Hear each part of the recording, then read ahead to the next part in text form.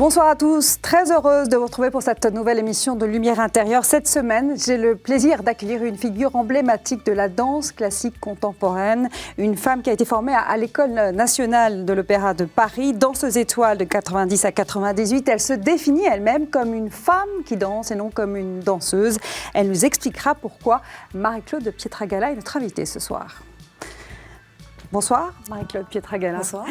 Vous fêtez vos 40 ans de scène au Théâtre de la Madeleine à Paris avec un spectacle intitulé La femme qui danse. J'aimerais qu'on revienne sur cette expression qui vous est chère, auquel vous tenez.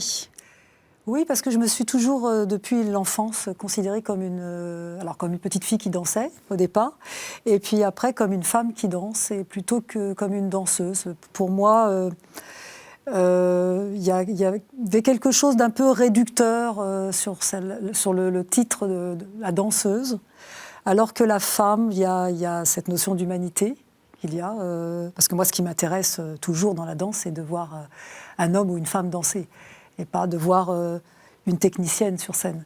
Donc, et puis il y a aussi le fait que c'est la danse. Pour moi, j'aime la danse dans sa pluralité, j'aime la danse dans sa liberté. Et voilà, c'est tout naturellement, j'ai voulu appeler ce spectacle La femme qui danse. Alors, ce spectacle, parlez-nous un petit peu de sa composition. C'est-à-dire qu'on sort du spectacle de danse contemporain classique, vous utilisez une dimension sonore, alors musique avec votre voix, avec des textes, avec une chorégraphie, avec de la lumière que vous avez mise en scène avec Julien Derrouot, qui assure lui la mise en scène, mais oui. vous êtes à l'origine, vous, de ces textes. Oui, c'est-à-dire que c'est des réflexions que j'ai sur mon métier depuis très longtemps, sur les influences que j'ai vécues avec les grands maîtres du XXe siècle, pour n'en citer que deux. Je peux citer Maurice Béjart, qui a été vraiment un maître à danser et à penser, et puis Rudolf Nureyev, qui nous a beaucoup marqué à l'Opéra de Paris, et que je pense qui marque encore cette institution. J'allais dire qui manque à cette institution, oui, qui manque aussi. Peut-être aussi, c'est un lapsus assez révélateur. Je crois qu'il manque profondément à cette institution. Et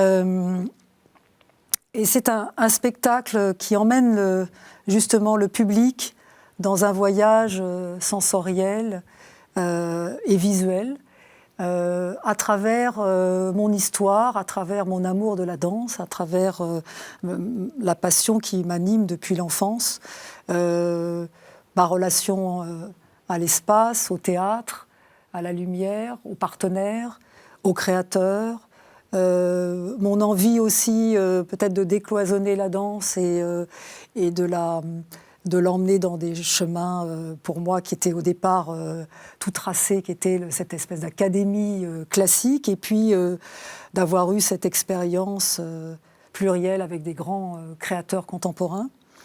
Et puis juste décloisonner, vous avez utilisé ce terme. En fait, j'ai l'impression que durant toute votre carrière de danseuse, vous avez cherché à décloisonner, à sortir de ces sentiers tracés auxquels vous appelez votre formation très classique, et vous avez cassé les codes.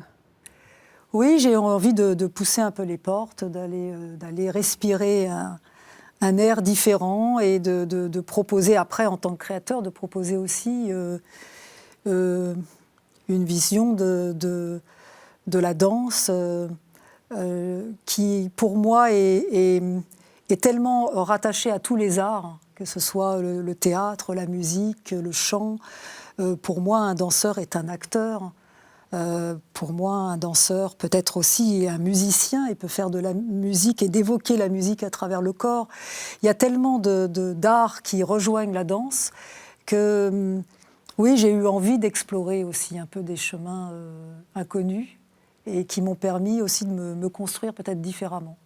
C'est une forme de travail d'introspection que vous avez mené, qui est résumé dans ce spectacle. Vous direz ça comme ça ? D'introspection, d'intimité, de la sensation d'un corps dansant, d'une femme qui danse aussi, de la transmission aussi, de l'envie de transmettre à la jeune génération ce qu'est la danse, dans sa globalité, les sensations, les émotions qu'on peut avoir sur scène, ce travail aussi rigoureux, le fait de rentrer comme ça dans une institution qu'est l'Opéra de Paris à l'âge de 9-10 ans, c'est déjà une force de caractère et en même temps une envie de s'astreindre à pousser ses limites, à pousser le corps hors de ses limites quelque part.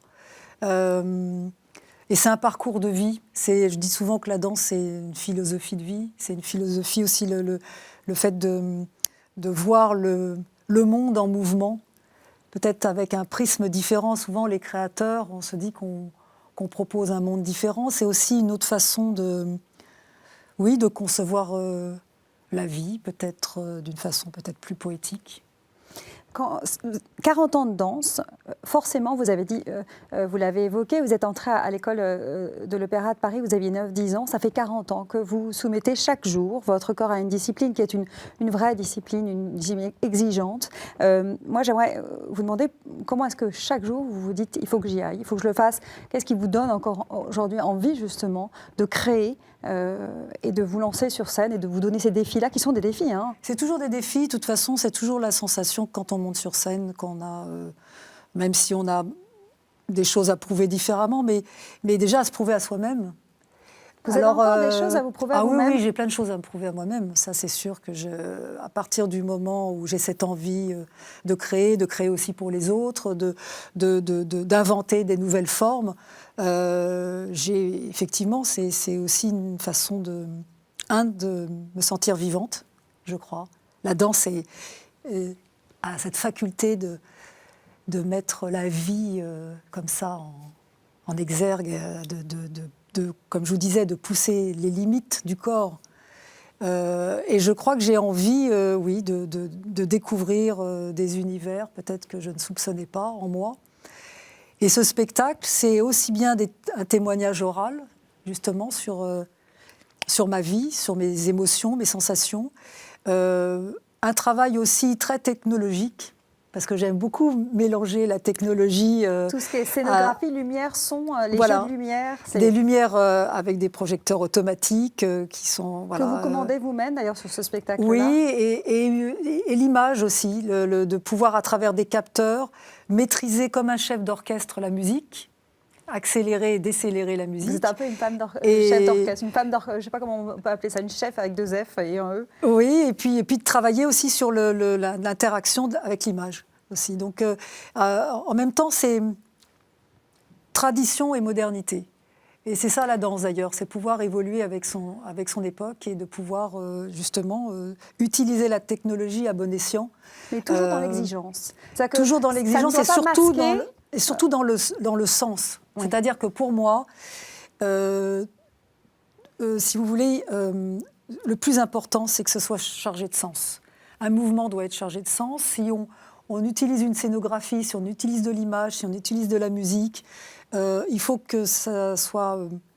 qu'il y ait un sens à ça, que ça ne soit pas gratuit, que ce ne soit pas utiliser la technologie pour de la technologie. Il faut pour masquer des insuffisances par ailleurs, de la beauté du geste, la technicité du geste, la finition du geste, aller jusqu'au bout du geste, de faire pas des ébauches. On reproche souvent à des spectacles de danse, notamment contemporains, d'être dans l'à peu près. Vous, avec votre formation classique, une formation qui est connue à travers le monde, l'École nationale de l'Opéra de Paris, c'est une école qui est une des premières écoles du monde, oui, bien sûr, avec une exigence terrible. Avec une exigence et une discipline, et puis, je crois, un amour et un respect pour la danse. Moi, je dis souvent que la danse est bien plus grande que les artistes. On est des passeurs. On est des passeurs pour les nouvelles générations. Alors, évidemment, il y a ce plaisir d'être sur scène, d'interpréter des personnages, mais il y a aussi le fait souvent, les grands danseurs sont très humbles. Il y a le fait de remettre son ouvrage en permanence, tous les jours, au quotidien.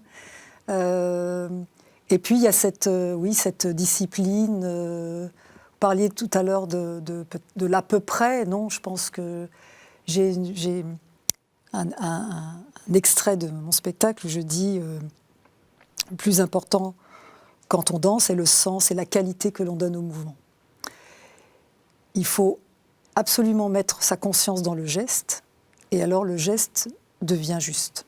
Et c'est exactement ça. C'est à partir du moment où vous mettez tout votre être dans un mouvement, et le mouvement va raconter quelque chose. Donc il y a un don de soi qui est infini dans la danse. Oui, il y a un don de soi énorme où on oublie tout, on oublie le temps, on oublie l'espace-temps est différent, complètement différent. On disait tout à l'heure, vous êtes une femme qui danse, vous êtes aussi une femme qui ose. Vous avez osé quitter l'Opéra de Paris alors que vous n'étiez pas à l'âge de la retraite. Non. Vous avez osé faire ce pari insensé de reprendre le Ballet national de Marseille après Roland Petit, et vous en avez beaucoup souffert. En tout cas, on ne vous a fait aucun cadeau dans ce domaine-là. C'est vrai. C'est 6 ans à la tête de cette institution. Et puis, vous avez osé encore tout quitter pour fonder cette compagnie Théâtre du Corps avec votre mari, Julien Desraux. Ça, c'était en 2004, c'est ça? Oui, c'est ça. Ça aussi, c'est un sacré pari. Oui, c'est un sacré pari parce que tout d'un coup, je deviens entre guillemets... une chef d'entreprise. Oui, chef d'entreprise, avec une société, avec une compagnie, avec des gens... alors, ce n'était pas complètement le cas à Marseille, parce que même si j'avais la fonction de directrice générale, il y avait énormément de gens, il y avait plus de 100 salariés, mais j'avais une grosse équipe administrative qui m'entourait. Là, on n'est pas nombreux. Je sais absolument pourquoi le rideau se lève et pourquoi il se baisse. Tous les rouages, toute l'économie du spectacle vivant, je la connais. Comment on prépare un spectacle, comment on crée, l'affichage, la promotion, la location de théâtre. Parce qu'en plus, on est une des rares compagnies françaises à être producteur de ces spectacles. Donc vraiment, je connais les rouages. C'est étonnant d'entendre un choisir les photos, choisir les ça. textes, savoir exactement la communication. Vous maîtrisez tout, vous savez tout faire. Que ça aille même au niveau de la technique, parce que j'ai voulu avoir une formation lumière, donc je connais les projecteurs, je connais presque toutes comment on pourrait dire les gélatines qui sont sur les projecteurs. Enfin bon, c'est tout un... On sent que vous êtes aussi une femme orchestre, aussi bien sur scène que derrière le rideau. On arrive à la fin de la première partie de cette émission. Je vais rappeler les dates de ce spectacle parce que c'est à Paris, donc au Théâtre de la Manette, du 12 novembre au 31 décembre. Puis après, vous êtes en tournée dans toute la France, en Suisse et en Belgique. Donc, le principe maintenant, Marie-Claude Pietragala, c'est que je vais sortir, je vais vous laisser seule pendant 30 minutes. On va vous projeter des mots, vous rassurez-vous, je suis à côté. D'accord. C'est pas comme si la scène, vous ne connaissiez pas et vous vous retrouvez toute seule en scène. Et on vous demande de réagir très simplement à ces mots. À tout de suite. D'accord, à tout de suite.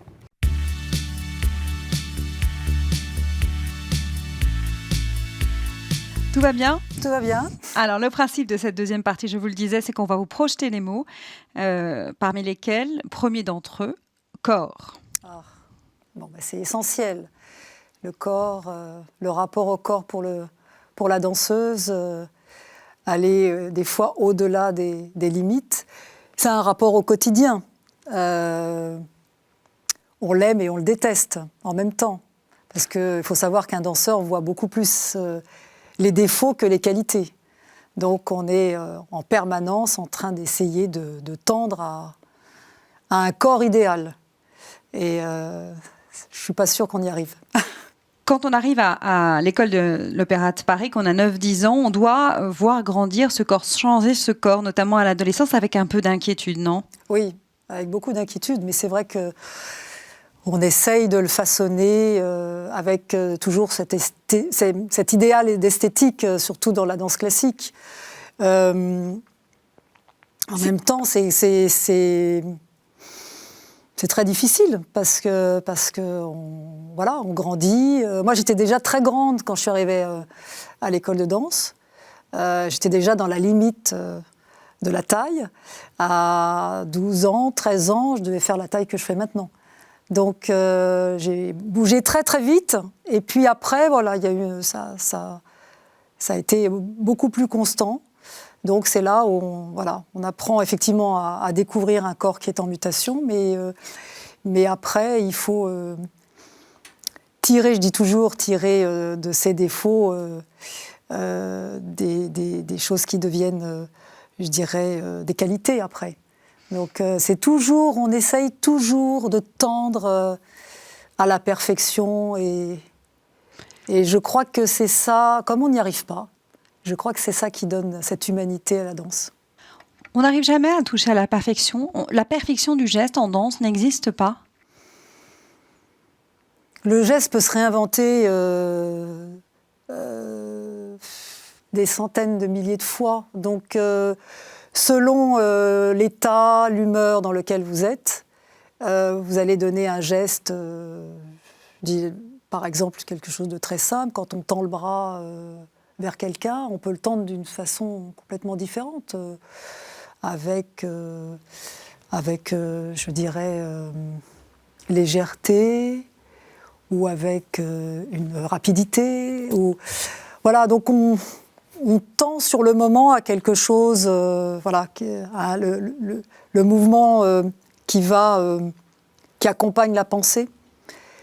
Mais on peut tellement penser à des gestes différents, avec des nuances différentes, que je ne sais pas si on arrive à tendre à l'absolu. Je ne sais pas.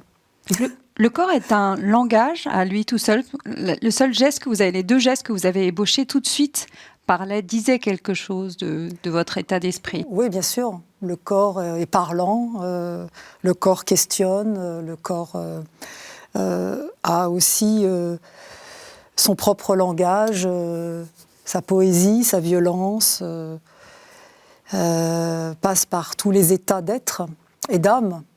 Et c'est ça qui est magnifique. C'est ça qui est magnifique dans cet art. Le corps peut avoir des états d'âme ? Oui, bien sûr. Et puis, il peut aussi, quand on interprète un personnage, on travaille aussi sur l'humeur de ce personnage, sur la situation, sur la dramaturgie. Et du coup, selon les émotions qu'il va traverser, il y a des postures qui sont différentes. C'est pour ça que je dis souvent que le danseur est un acteur, parce que quand le danseur est traversé par quelque chose d'éblouissant, par une joie intense, il va être dans une immédiateté, et puis tout d'un coup, quand ce personnage va être beaucoup plus mélancolique et beaucoup plus dans l'interrogation, il va se tenir d'une façon différente. Donc, oui, le corps est un interprète. Et pour avoir ce supplément d'âme, donner ce supplément d'âme au corps, il faut avoir une maîtrise technique absolument millimétrée. Oui, la technique est indispensable et en même temps c'est un outil formidable pour véhiculer des émotions, pour permettre justement qu'on puisse l'oublier, cette technique, et qu'on puisse être uniquement dans la dramaturgie, uniquement dans le ressenti, dans l'émotion. Il vous est arrivé, durant vos 40 ans de scène, un jour monter un soir en vous disant « je n'ai pas envie d'y aller », votre corps vous disait « je n'ai pas envie d'y aller ». Oh oui, ça m'est arrivé. Ça m'est même arrivé de danser blessée, en me disant dans les coulisses, je ne pourrai jamais y arriver, c'est pas possible.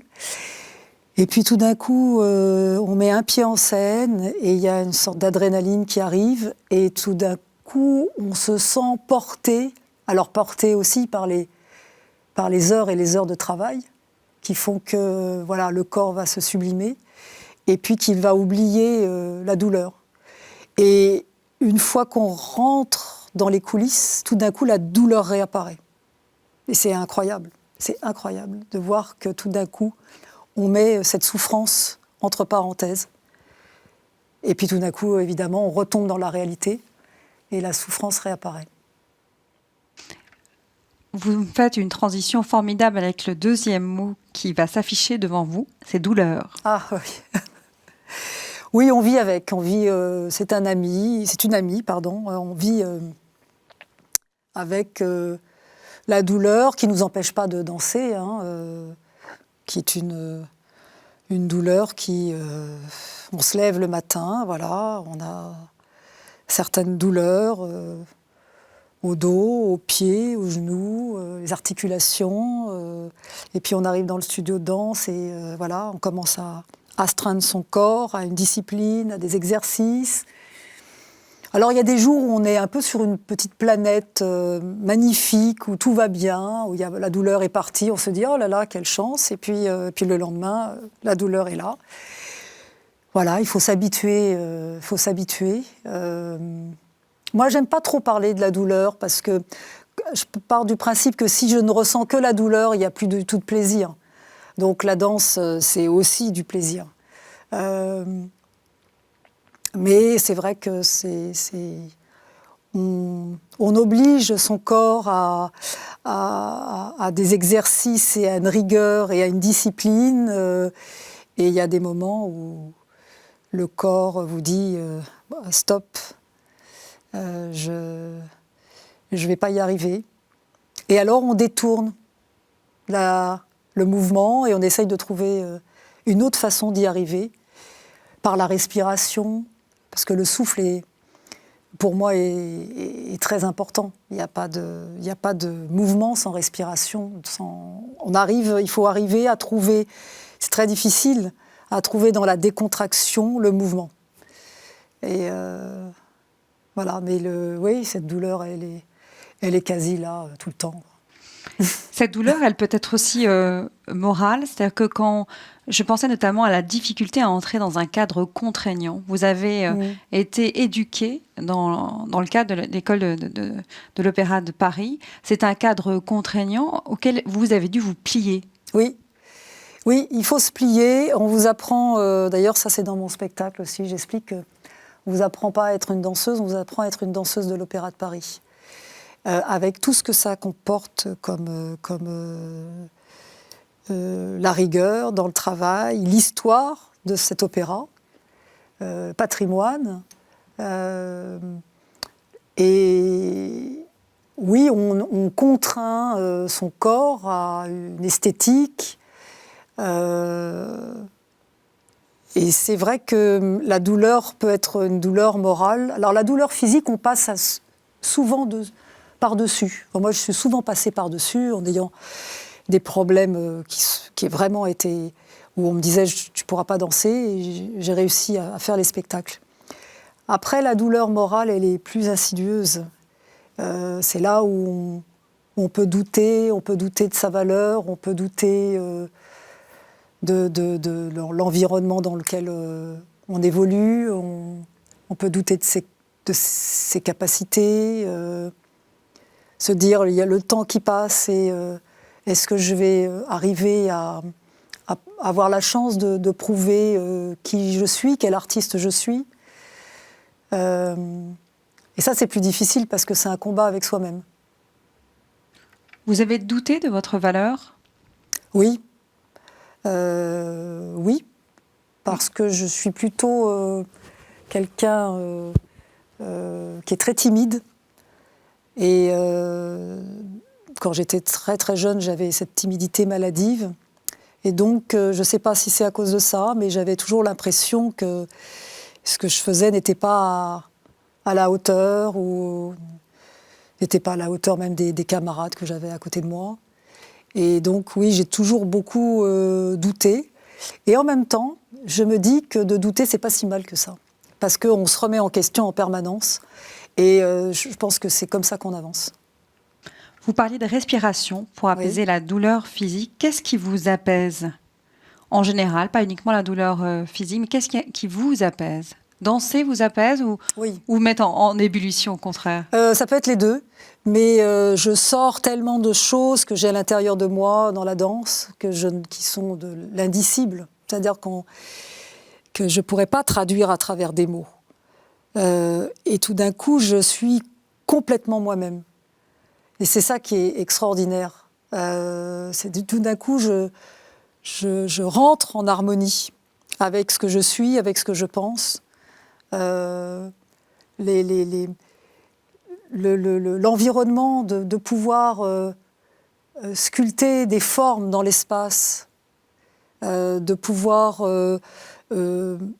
traverser mes émotions, de pouvoir... oui, c'est une sorte de correspondance comme ça avec l'autre, avec celui qui regarde, mais aussi avec moi-même. Parce que je pense que le premier dialogue du danseur, c'est un dialogue avec lui-même. Donc ça m'apaise. Il n'y a rien de mieux que d'être dans un studio ou sur une scène et de pouvoir laisser libre cours à son inspiration et et à son état du moment, quoi. Vous imaginez un jour que ce dialogue avec vous-même, avec les autres, s'arrêtera parce qu'il faudra renoncer, tout simplement, parce que votre corps vous dira vraiment assez. Vous imaginez Oui, j'imagine, je suis consciente de tout ça.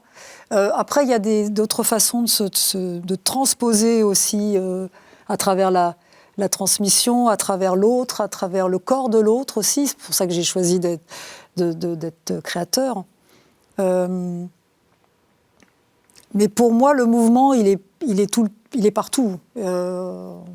J'adore regarder les gens dans la rue parce que c'est un ballet au quotidien. Je sais qu'à un moment, il faudra que j'arrête. Mais est-ce que ce sera si douloureux que ça? Je ne sais pas. Je vous avoue, à partir du moment où je reste dans l'idée de créer, d'imaginer des choses nouvelles, je ne sais pas. J'ai l'impression que ça se fera peut-être naturellement, la passation. Nous allons passer au troisième mot, Marie-Claude Pietragala. Oui. Colère. Ah! Alors ça, j'ai appris à la gérer, la colère, parce que c'était une colère souvent sourde chez moi. Et une colère qui pouvait se retourner contre moi. Alors, à un moment, je me suis dit, il faut que j'arrête d'être en colère. Et il faut que je laisse un peu plus les choses couler. Et je suis encore souvent en colère, parce qu'il y a des choses qui me rendent hystérique. Vous êtes en colère ou vous êtes indigné?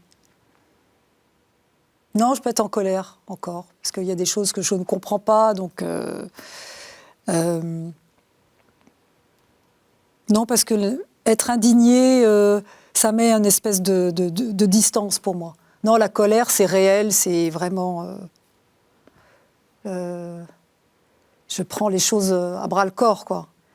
Mais je me suis rendu compte qu'il fallait, voilà, pas qu'elle se retourne contre moi. Plus jeune, qu'est-ce qui vous mettait en colère?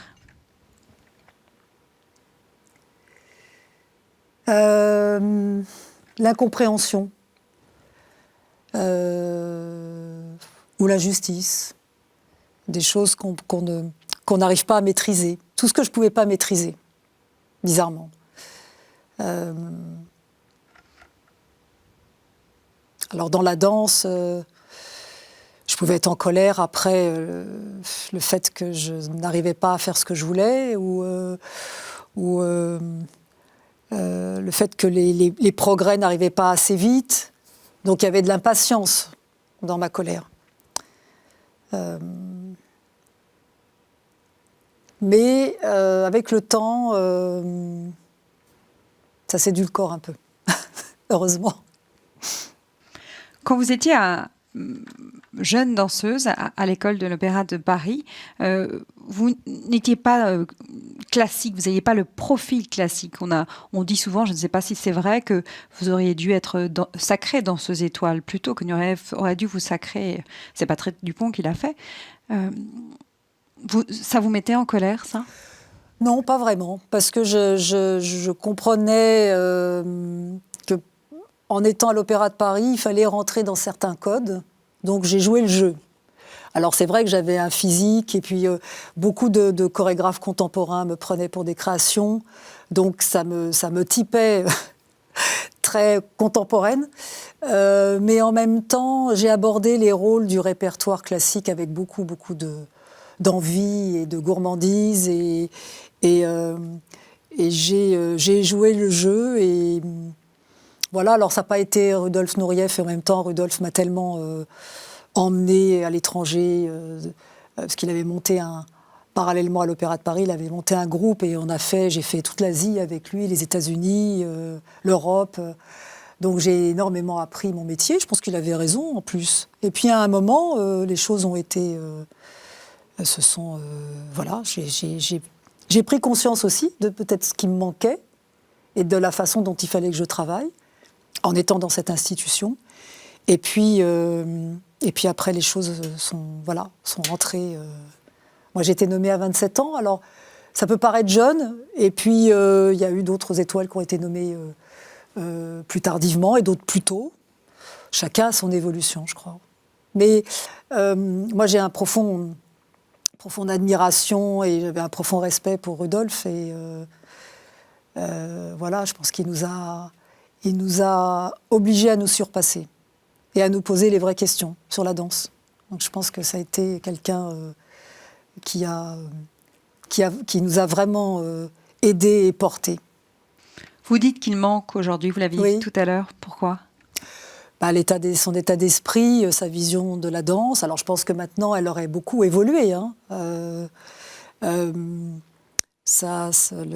fait de sacraliser la danse, d'en faire un art avec tout le respect qu'on lui doit, d'être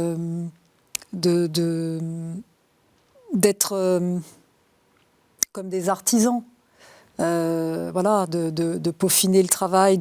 C'était quelqu'un de très professionnel, de passionné, avec une vision à long terme de ce que pouvait être la danse, l'Opéra de Paris, avec une créativité, avec une intelligence, l'intelligence de la scène. Je pense que c'est important quand on dirige une institution d'être quelque part un phare, d'être un exemple, d'être quelqu'un, voilà, un directeur qu'on admire. Et je pense, voilà, qu'il a laissé une empreinte indélébile à l'Opéra de Paris, et dans le monde entier, d'ailleurs, on parle de l'Opéra de Paris, mais dans le monde entier. C'était un visionnaire, comme l'a pu être Maurice Béjart aussi. Un visionnaire, comme l'a pu être avant un Nijinsky. Voilà, c'est des gens hors normes qui vous... Comment je pourrais dire, qui vous illuminent de toutes leurs connaissances. Et voilà, c'est pour ça que je pense qu'il nous manque. Alors, il ne faut pas être tourné vers le passé, mais en même temps, je suis tellement heureuse d'avoir vécu ces années à côté de ces grands maîtres. Voilà. On va passer au quatrième mot qui va s'afficher, c'est grâce. Ah. La grâce, c'est la poésie qu'on a à l'intérieur de soi, quelque chose qui est très très difficile à expliquer. C'est une sorte d'aura. Pourquoi sur scène, quelqu'un qui rentre, qui va faire juste un mouvement, vous n'allez voir que lui, parce qu'il est comme ça, peut-être les fées sont tombées sur son berceau et qu'il a cette espèce de grâce innée. Ce qu'on demande d'ailleurs à une danseuse, et surtout à une danseuse étoile, d'être unique, peut-être. C'est peut-être cette définition d'avoir quelque chose de supplément d'âme, oui, c'est peut-être ça.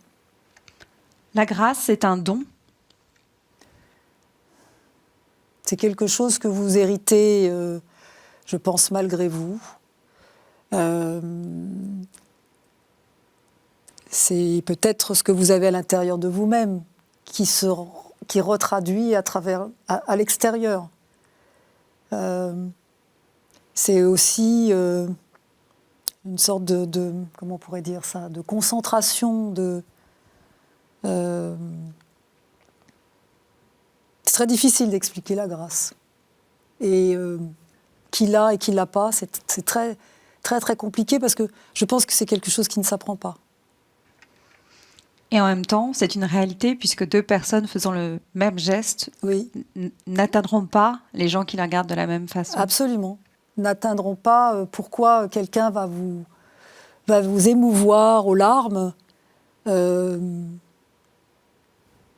peut-être même sans rien faire, hein. Juste entrer dans une pièce et ce qu'il dégage va être tellement puissant et prenant que voilà, vous êtes envahi par des émotions. Et puis Et puis un danseur, un très bon danseur, un grand technicien, vous allez le voir sauter, être un grand virtuose. Alors vous allez être ému par cette virtuosité, mais il va vous rester un manque. Et je pense que c'est ça, pour moi, la différence entre un danseur et un homme qui danse, ou une danseuse et une femme qui danse. C'est cette différence infime, mais qui fait tout. Ce supplément d'âme, oui. en quelque sorte. Oui. Vous ne savez pas ce qu'est la grâce, d'où ça vient. Vous n'avez pas une idée de qui. Voilà. Vous parlez des fées qui se sont penchées sur les berceaux de telle ou telle personne. Vous ne vous dites pas d'où ça vient, vous ne vous posez pas la question. Il y a une forme d'injustice. Complètement. Dans cette répartition des dons. Mais le monde est injuste. Oui, il y a une injustice. Pourquoi ? Il y a déjà une injustice physique, il y a...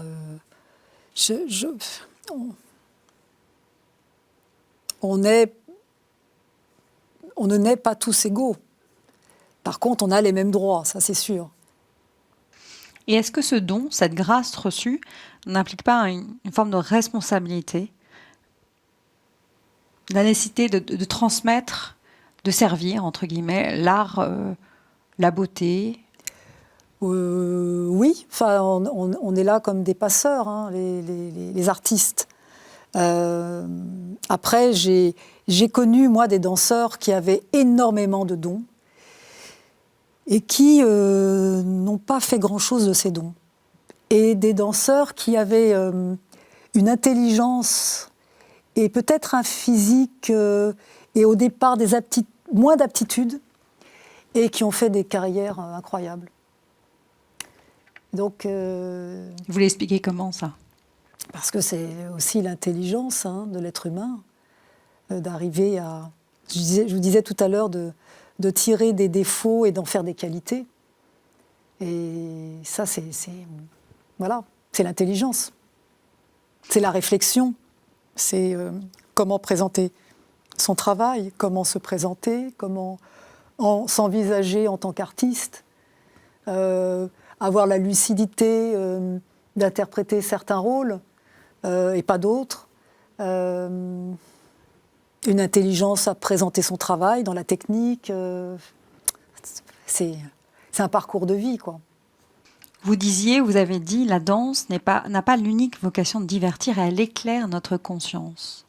Oui, parce que je crois qu'on fait appel à un autre niveau de conscience quand on regarde des danseurs. Et je l'ai vu dans mon travail que j'aborde depuis une dizaine d'années maintenant, en essayant de trouver un parallèle entre le théâtre, enfin le travail de la voix et la danse. Un texte va vous apporter une émotion, mais tout d'un coup, si ce personnage se met à danser, on va avoir l'impression que c'est presque l'inconscient de ce personnage qui danse et qui nous parle. Et souvent, la danse je dis qu'elle fait appel à un autre niveau de conscience, mais c'est exactement ça. Alors, je ne sais pas comment vous expliquer ça. C'est comme si tout d'un coup, on était dans une autre dimension. C'est-à-dire que tous nos sens sont démultipliés. Et que le moindre geste va nous évoquer un état d'être, que ce personnage, à travers le corps, va nous dire des choses qu'il ne peut pas nous dire avec la parole, avec les mots. Même si les mots sont forts. La danse a ça d'extraordinaire, que c'est aussi un langage universel. Oui, il n'y a pas de frontières, il n'y a pas de traduction. C'est ça qui est magnifique. C'est qu'un danseur chinois peut comprendre un Italien, un Espagnol, un Américain. C'est ça qui est extraordinaire. C'est qu'on a tous le même outil, notre corps, et on va parler, on va se comprendre. Que l'on fasse d'ailleurs, que l'on soit un danseur classique ou contemporain, ou un danseur de flamenco, ou un danseur de hip-hop, on va se comprendre. c'est la magie de la danse. C'est un mystère, la danse. Hein. Comment un mouvement naît, comment il se crée. C'est ça. Moi, je m'interroge toujours hein, sur la création comme ça, spontanée d'un geste. On va se quitter là-dessus. Merci Marie-Claude Pitragala. Je suis à nouveau près de vous dans quelques secondes. Avec à tout plaisir. de suite.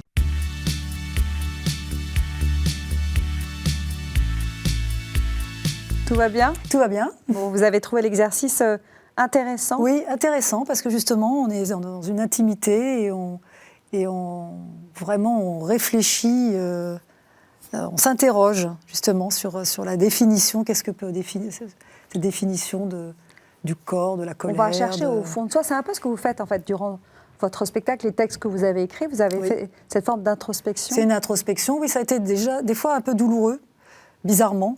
Et puis j'ai mis du temps, et puis il y a des textes que j'ai pas gardés parce que ils étaient trop anecdotiques. Et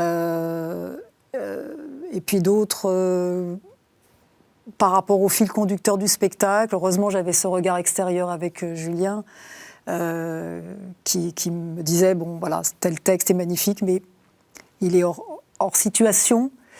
Et donc j'ai beaucoup écrit, puis j'ai beaucoup jeté. Et bon. Peut-être qu'un jour, je les éditerai autrement. Mais en tous les cas, oui, c'est passionnant de mettre le corps en mots aussi. Ouais. De mettre le mouvement en mots et de trouver... Et souvent, c'est un exercice qui ne se fait pas par les danseurs, en tous les cas en spectacle. C'est un peu une première, parce que c'est vrai que la plupart du temps, c'est sous forme d'interviews, de témoignages, dans des livres... Mais tout d'un coup, se livrer comme ça sur scène et puis dépasser son expérience aussi. Parce que je dépasse mon expérience en parlant de ce qui m'anime depuis des années, qu'est la danse. Vous êtes une femme qui aimait le théâtre, le cinéma. Vous avez participé vous avez été présidente de concours, vous avez participé à des jurys. Vous êtes extrêmement pointue sur tout ce qui est mise en scène avec Julien Deréau. Vous avez un œil précis, rigoureux. Vous savez voilà, l'importance des mots. On sent que toutes ces dimensions-là sont nécessaires pour faire vivre la danse, le corps autrement. Oui, parce que moi, je suis très, très attentive aux détails.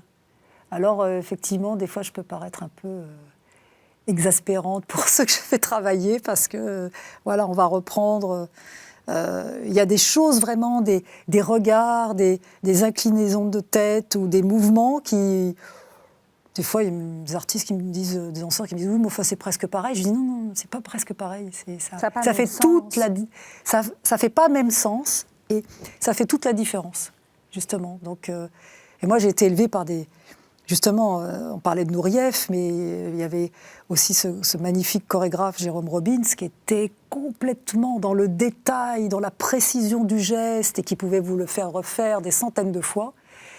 Oui, mais après, sur scène, on voyait la différence, quoi. Ouais. Après, on voyait l'exigence. L'exigence. Ouais. J'aimerais qu'on parle de transmission. Vous avez au sein de votre compagnie, le Théâtre du Corps, une école qui est ouverte aux amateurs. Expliquez-moi. Oui, alors on a voulu avec Julien ouvrir une école, toujours dans l'idée de la transmission, et l'ouvrir à tout public. Aussi bien des professionnels, s'ils ont envie de venir travailler ou se remettre en forme, que à des amateurs. Et de tout âge. Alors les petits, évidemment, ça va de l'initiation jusqu'aux grands, jusqu'à des hommes et des femmes qui ont des fois passé la cinquantaine et qui ont envie aussi de prendre du plaisir à danser, à sentir ce corps en mouvement, à se sentir léger. Voilà, et moi je trouve ça formidable. Parce qu'on peut danser à tout âge. C'était ma question. C'était exactement ma question. Ouais, on peut danser à tout âge. Et c'est magnifique de voir tout d'un coup le regard de quelqu'un qui va s'éclairer parce que tout d'un coup, il va sentir l'émotion et les sensations qu'on a quand on danse, quand on fait un mouvement. Où il va tout d'un coup comprendre, même un mouvement qui va respirer, qui va donner de l'amplitude. Et tout d'un coup, il va voir la différence. Et c'est génial de voir tout d'un coup ça dans le regard de quelqu'un. On parlait de moments de grâce tout à l'heure, c'est ça, le moment de grâce, c'est aussi avoir le geste qu'on voulait, qu'on souhaitait, y arriver, se placer exactement là, arriver au... Oui, puis être en harmonie avec soi aussi. C'est ça qui est formidable. C'est tout d'un coup... parce que derrière toute cette technique, il y a aussi ce plaisir fou de danser. Parce que c'est d'abord et avant tout du plaisir. Mais bien sûr, bien sûr. Transmission, c'est aussi par le biais des 6 livres que vous avez sortis, publiés plus exactement, chez Michel Lafon, alors c'est une petite héroïne qui s'appelle Marie, oui. Ça c'est les 6 livres, oui. Qui s'inspirent forcément de... Qui s'inspirent de ma vie. De votre vie et qui s'inspirent vraiment de ma vie à l'Opéra de Paris. Parce que c'est vrai que c'est une institution qui fait rêver toutes les petites filles, et pas que les petites filles d'ailleurs, aussi les mamans. Et les petits garçons aussi. Et les petits garçons. Et on n'oublie pas les petits garçons, bien sûr. D'ailleurs, il y a presque autant de garçons maintenant à l'Opéra de Paris que de filles. Ce qui n'était pas le cas auparavant. Il y avait plus de filles que de garçons. Oui, et puis on va dire qu'on était beaucoup plus strict sur les filles que sur les garçons. Parce qu'il y en avait moins qui se présentaient. Donc on était ravis quand il y avait un garçon qui arrivait. Mais oui, ça fait rêver. L'Opéra de Paris fait rêver. C'est magique, c'est mystérieux, et en même temps, j'avais envie de lever un peu le voile sur cette formation qu'on a enfant. Bien sûr, on l'a dit, avec de la discipline, avec de la rigueur, mais aussi avec des histoires d'amitié qui se créent entre enfants, parce qu'il y a quand même une certaine insouciance. Il faut garder quand même cette insouciance de l'enfance. Vous arrivez dans un milieu où la rivalité était quand même très présente, au sens où vous parliez tout à l'heure du corps, alors chacune se regarde, voilà, la grâce d'une jeune fille par rapport à une autre qui est en plein développement. Enfin, on s'épie beaucoup, on se regarde, on le fait déjà dans les cours de récré, dans n'importe quelle école. Oui, on s'observe beaucoup. Mais on observe les camarades qu'on a autour de soi, parce qu'on apprend, moi j'ai toujours pensé qu'on apprenait des autres aussi. Mais il y a une concurrence énorme. Il y a une concurrence parce que ce sont des concours en fin d'année. Après, vous rentrez dans le corps de ballet et vous avez pour une quarantaine de quadrilles, vous avez une ou deux places qui va monter les échelons. De quadrilles, vous pouvez passer coryphée, après sujet, après première danseuse, et après vous êtes nommé par le directeur. Mais tout ça, ça semble rapide comme ça à résumer, mais c'est très très long. Et c'est vrai qu'on est mis naturellement en concurrence les uns avec les autres, et c'est pas toujours sain. Voilà. Moi, je pars du principe que à partir du moment où il y a un danseur qui a du talent, il va avoir sa place. Le processus de sélection est trop drastique, selon vous? Oui, c'est une sélection qui est... Puis, vous savez, il y a des directeurs qui se succèdent, donc il faut plaire à la direction. Ouais. Voilà, donc c'est compliqué parce que vous pouvez très bien plaire... moi, j'ai vécu, je crois, 1, 2, 3, 4 directeurs différents. Donc, voilà, tout d'un coup, il y a une part d'inconnu. Alors, vous avez inspiré 6 livres, oui. Et puis il y a une BD qui sort, oui, qui reprend la thématique du livre, cette petite jeune fille qui arrive du livre avec un autre dessinateur. C'était important de transmettre ça, justement, à ces petites filles qui doivent rêver des écoles, de cette école-là en particulier. Elle fait rêver beaucoup de petites filles et de petits garçons. Oui, oui, ça fait rêver. Mais il ne faut pas non plus... voilà, il y a une réalité aussi qui est beaucoup de travail, beaucoup de rigueur. C'est ça. Il y a une réalité... et il faut que les enfants comprennent que c'est dans le fait de devenir professionnel. Donc c'est une école effectivement presque d'élite. On choisit les meilleurs. Évidemment, il y a la notion des dons, des plus doués, mais aussi ceux qui travaillent. Voilà, c'est un travail au quotidien. Et c'était et alors, la petite histoire quand même, c'est que le dessinateur qu'on m'a proposé, puisque c'est pas le même que sur le livre, Emilien Varela de Casa. Je le connais parce qu'il s'avère que c'est le fils d'une ancienne danseuse étoile de l'opéra. Et j'ai découvert ça parce que il porte pas le nom de sa maman. Et tout d'un coup, je me suis dit, mais c'est incroyable comme le hasard fait bien les choses. Fait bien les choses. Parce que évidemment qu'il connaissait et qu'il connaît cet environnement et cet opéra de Paris, parce qu'il venait chercher sa maman de temps en temps à l'opéra. Et C'est pour dire que non seulement la BD, mais aussi les 6 livres qui sont tous parus chez Michel Lafon retracent bien un univers extrêmement réaliste, un regard très réaliste sur cet univers qui est celui de l'Opéra de Paris. Merci 1000 fois, Marie-Claude Piedragala, d'être venue parler de votre spectacle, dont je rappelle les dates. Donc, La femme qui danse, du 12 novembre au 31 décembre au Théâtre de la Madeleine à Paris, puis en tournée ensuite en France, en Suisse et en Belgique. On est heureux de vous retrouver sur scène. J'imagine que vous êtes heureuse. Moi aussi, je croise les doigts, mais je pense que c'est notre vie d'être sur scène, les artistes, donc, et puis de pouvoir dialoguer avec le public. Et de lui proposer des beaux spectacles. Longue vie au théâtre vivant. Absolument. Merci de porter ça, parce que on l'a entendu, vous n'êtes pas uniquement sur scène, vous êtes aussi derrière, c'est beaucoup de travail. Merci pour cette abnégation et au plaisir que vous nous donnez en étant sur scène. Merci à vous également de nous avoir suivis. Vous pouvez évidemment retrouver cette émission sur kto.tv.com. À la semaine prochaine.